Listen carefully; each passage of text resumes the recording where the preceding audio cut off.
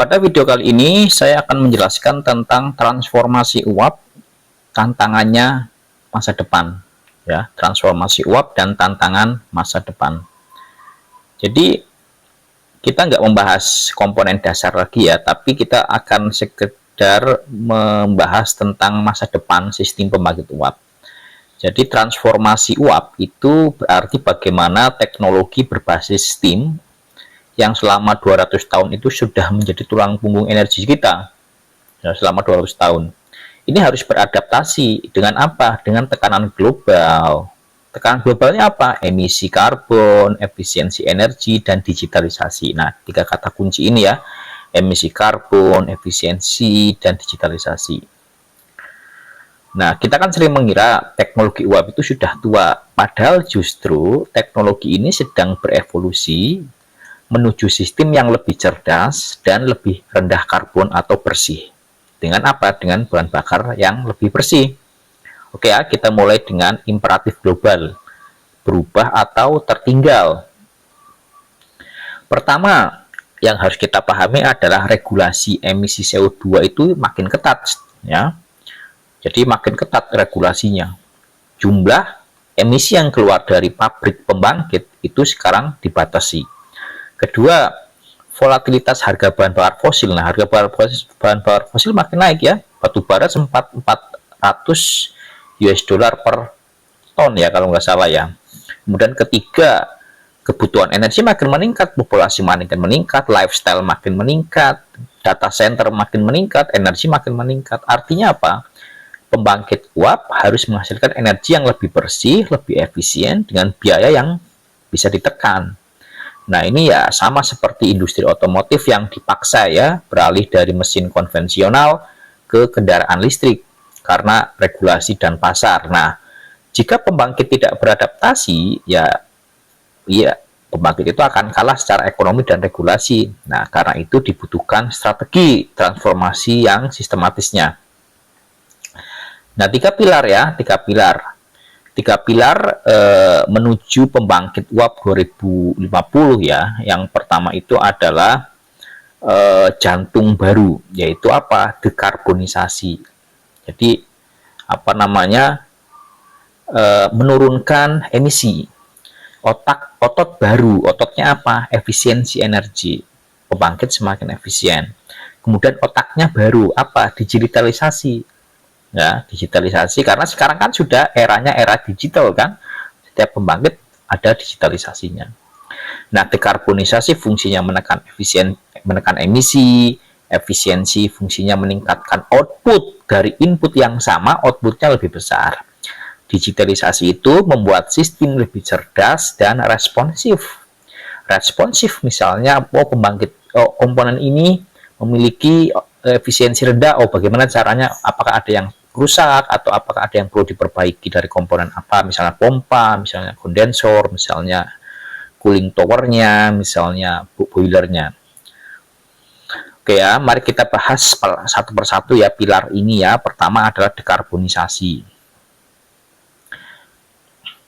Nah, dekarbonisasi ya ini adalah isu yang sangat panas ya di abad ini ya, yaitu karena apa? Karena selama ini tulang punggungnya kan batu bara. Batu bara itu menghasilkan emisi CO2 paling tinggi per satuan energi. Nah, padahal target net zero itu mendorong pembangkit untuk mengurangi jejak karbon.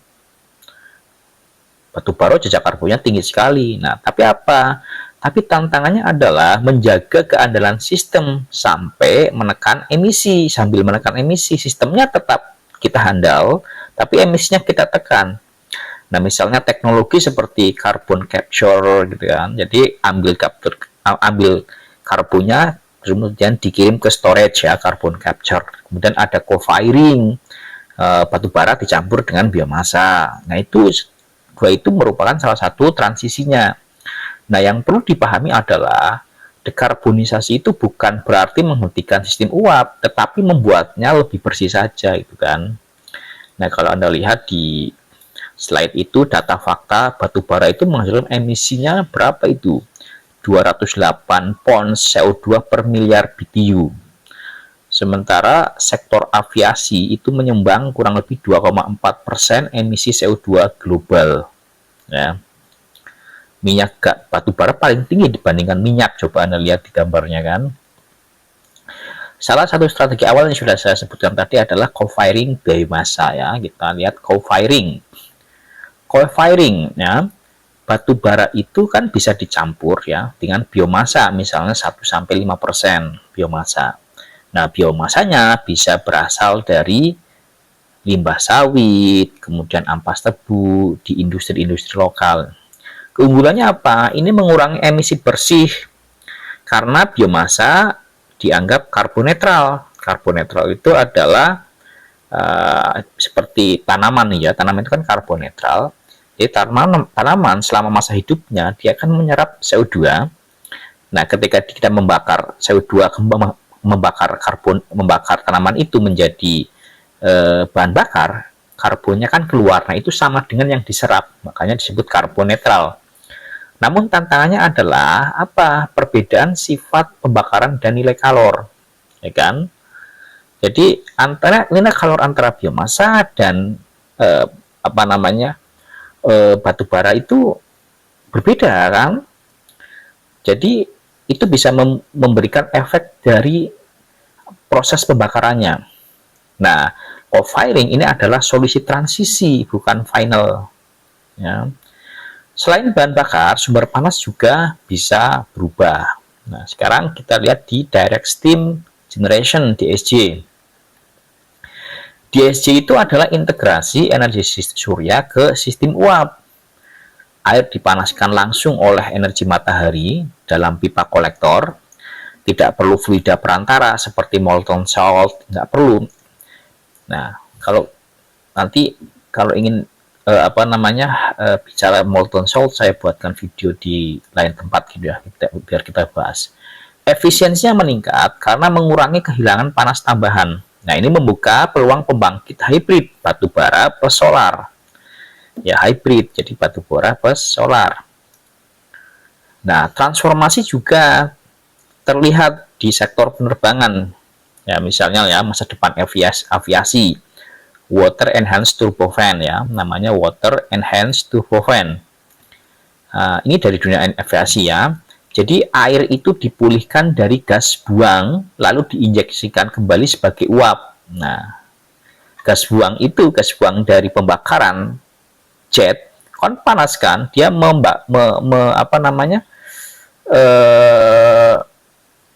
memanaskan air, kemudian diinjeksikan ke sistem uapnya. Tujuannya apa? Mengurangi emisi NOx dan jejak kondensasi. Nah, ini menunjukkan bahwa prinsip termodinamika uap tetap relevan bahkan di mesin jet modern. Ya, jadi mesin jet modern menggunakan sistem uap juga, steam. Jadi uap itu menjadi alat kontrol temperatur dan emisi.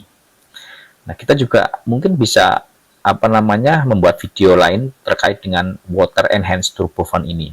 Nah, sekarang kita masuk ke efisiensi yang sangat bagus untuk sistem pawet uap, yaitu superkritis. Kita bicara superkritis, supercritical boiler ya kan. Nah, superkritis itu seperti lompatan besar dalam efisiensi. Nah, karena apa? Karena pada kondisi di atas titik kritis ini, ya, titik kritis itu 374 derajat Celcius ya. Jadi air itu tidak lagi berada pada fase cair dan uap secara terpisah pada critical point. Anda lihat titik critical point di atas ya, di grafik temperature entropy di kubah paling atas, titik critical di atas itu sudah supercritical. Nah, siklus ini memungkinkan efisiensi thermal itu lebih tinggi karena temperatur rata-rata pemanasan itu meningkat.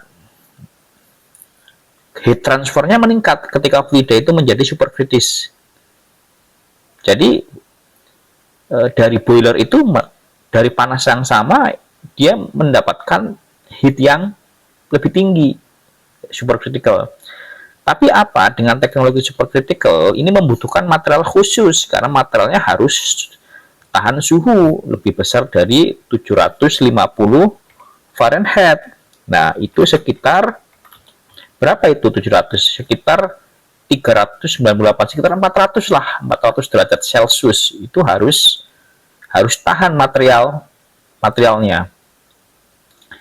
Nah, jadi selain meningkatkan efisiensi, juga panas buangnya juga harus kita manfaatkan ya. 399 derajat Celcius memerlukan paduan logam khusus ya. Jadi supercritical itu kita harus punya logam yang khusus. Sekarang kita bicara heat recovery steam generator. Apa itu heat recovery steam generator? Itu HRSG ya, itu adalah sistem pemulihan apa panas. Jadi panas gas buang turbin gas ya. Turbin gas itu siklus Brayton ya kan, dimanfaatkan untuk menghasilkan uap. Jadi inti dari pembangkit combined cycles prinsipnya sederhana. Panasnya jangan dibiarkan lepas terbuang ke cerobong, tapi digunakan untuk memanaskan uap dan menjadi steam sehingga dapat menggerakkan steam generator. Nah, efisiensi bisa naik signifikan dibanding pembangkit tunggal Brayton tadi. Namun, sistem ini harus tahan terhadap tegangan termal. Nah, sekarang kita ke manajemen termalnya. Jadi, siklus start-stop ya itu kan menyebabkan tegangan termal. Pertama itu yang kita pahami. Nah, perubahan suhu cepat menyebabkan ekspansi dan konstruksi logam. Ya kan? Jika tidak dikendalikan itu dapat menyebabkan retak logam. Nah, solusinya yaitu expansion joint dan insulasi. Analoginya apa? Rel kereta itu kan memiliki celah untuk ekspansi. Jadi kembali lagi ke kereta api itu kan ada celah untuk ekspansi saat panas. Nah, manajemen tegangan itu ya sama, adalah isu desain dan keselamatannya.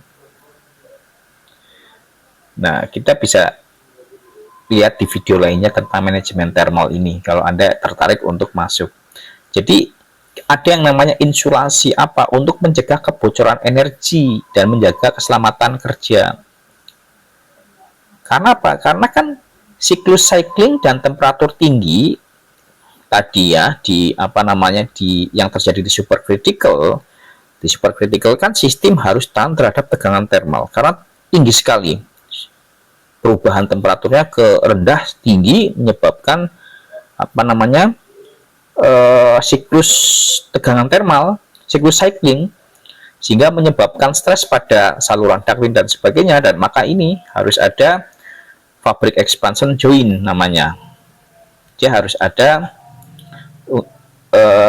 alat untuk mencegah, untuk memanajemen tegangan ini. Nah, transformasi juga meningkatkan pemanfaatan energi melalui CHP, Combined Heat and Power. Nah, jadi misalnya gini, CHP itu meningkatkan efisiensi juga secara drastis. Karena apa? Uap sisa turbin itu digunakan untuk proses industri. Kalau di luar negeri, di negara 4 musim, digunakan untuk pemanas rumah, disalurkan. Kalau di Indonesia kan enggak. Nah, ini untuk proses industri. Efisiensi naik sekitar 35% menjadi 80%. Ya, karena dimanfaatkan panas itu. Nah, kemudian konsepnya back pressure turbin. Konsep back pressure turbin itu memungkinkan listrik dan panas dihasilkan simultan. Ini solusi ideal untuk industri terpadu. Oke ya, selain beberapa hal yang kita bahas, CHP, supercritical, ya, co-firing, kemudian digitalisasi sistem. Nah, ini era baru pembangkit. Ya, digital twins ya, memungkinkan simulasi kondisi operasi tanpa risiko. Jadi ada replika virtual, membuat simulasi kembaran dari pabrik fisik yang namanya digital twin itu. Nah, kegunaannya apa? Menguji skenario operasional tanpa risiko. Jadi disimulasikan dulu. Kita bisa memprediksi perilaku termodinamikanya secara presisi. Jadi CFD dan analisis numerik itu memprediksi perilaku termodinamika secara presisi. Ini juga bagian dari riset saya. Kalau Anda tentang termodinamika dan analisis numerik, jika Anda tertarik bisa bergabung juga. mahasiswa perlu menguasai software tertentu ya. Kalau saya menggunakan Python yang open source kan, bisa digunakan, gampang penggunaannya. Nah, digitalisasi itu mengurangi downtime dan meningkatkan keandalan sistemnya karena kan sudah diuji secara numerik. Kemudian pengawasan real time-nya dilakukan melalui SCADA. Nah, sekarang kita lihat cek SCADA. Apa fungsinya? SCADA itu adalah sistem monitoring waktu nyata, real time maksudnya. Jadi sensor digital itu, jadi instrumentasinya beralih dari analog ke sensor-sensor digital yang presisi. Jadi nanti ada notifikasi saat efisiensi turun. Kemudian ketika ada notifikasi, si operator memungkinkan untuk bertindak melakukan sesuatu sebelum kerugian energinya membesar. Jadi sensornya mengukur tekanan, temperature, mass flow gitu kan. Kemudian datanya dianalisis untuk deteksi dini. Penurunan efisiensi misalnya tadi, operator dapat bertindak. Nah, ini seperti dashboard di mobil kita kan. Di mobil memberi peringatan dini jika mau tabrakan, kan ada sistem ADAS atau sistem TSS atau sensing ya namanya. Nah, optimasi berikutnya apa adalah pembagian beban. Ya, pembagian beban. Jadi, optimalisasi beban itu memastikan sistem bekerja di titik yang paling efisien. Jadi ada algoritmanya menentukan pembagian beban paling efisien antar boiler. Ya, economic load allocation menentukan distribusi beban antar boiler. Nah, kemudian kita bisa melakukan smart maintenance menggunakan data historis untuk prediksi kerusakan. Kira-kira kerusakan yang akan terjadi kapan dan apa, di mana lokasinya. Nah, ini adalah smart maintenance. Tujuannya menjaga operasi di titik efisien maksimum sehingga tidak ada downtime yang lama. Ya. Nah, semua ini itu adalah yang kita jelaskan itu menuju visi pembangkit 2050 namanya. Ya. Jadi sistem terintegrasi dengan biomasa, solar, kontrol AI, kemudian engineer juga harus menguasai termodinamika dan teknologi digital langsung. Hasil akhirnya apa? Energi yang andal, bersih, ekonomis, andal itu efisiensinya bagus. Nah, jadi transformasi uap itu bukan akhir, tetapi evolusi menuju sistem energi yang berkelanjutan. Oke. Nah, ini adalah pertemuan terakhir dari bab berapa ini? Dari bab 1 ya, pertemuan 1 ya. Terima kasih.